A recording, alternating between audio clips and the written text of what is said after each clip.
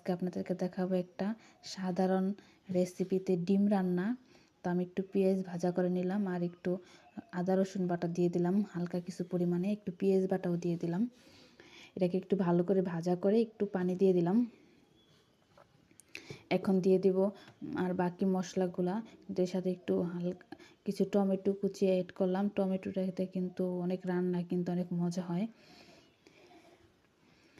তো টমেটোটা দিয়ে দিলাম। এখন দিয়ে দেবো হলুদের গুঁড়া, মরিচের গুঁড়া বা ধনিয়া গুঁড়া, জিরা গুঁড়া যা আছে মশলাপাতিগুলো দিয়ে দিব।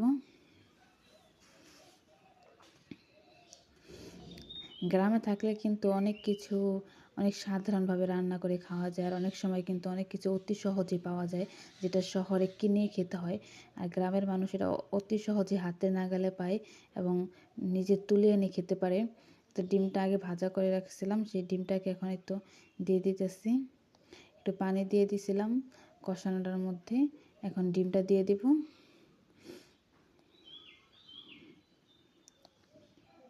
এটা ডিমটা দিয়ে দিলাম। ডিমটা ভালো করে এটার সাথে সিদ্ধ হয়ে যাবে। একটু উপরে কিছু দুইটা কাঁচামরিচ দিয়ে দিলাম দেখার সৌন্দর্যে। আর কাঁচামরিচ দিলে কিন্তু রান্নার স্বাদটাও একটু অন্যরকম হয়, একটু মজাই লাগে। তো একটু কাঁচামরিচ দিয়ে দিলাম, একটু মাঝে মাঝে নাড়াচাড়া করে দিতেছি। এই তো একটু ধনেপাতা দিয়ে এখন নামিয়ে ফেলবো। রান্নাটা প্রায় শেষ।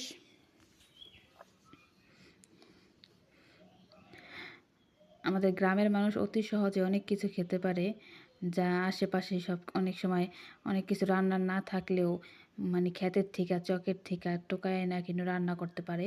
শহরে কিন্তু অত সহজে পারা যায় না। এই তো আমার ডিমটা রান্না শেষ, এখন নামিয়ে নিলাম। ডিমটার কালারটা কিন্তু দেখতে অনেক সুন্দর হয়েছে, মাশাআল্লাহ। আসসালামু আলাইকুম।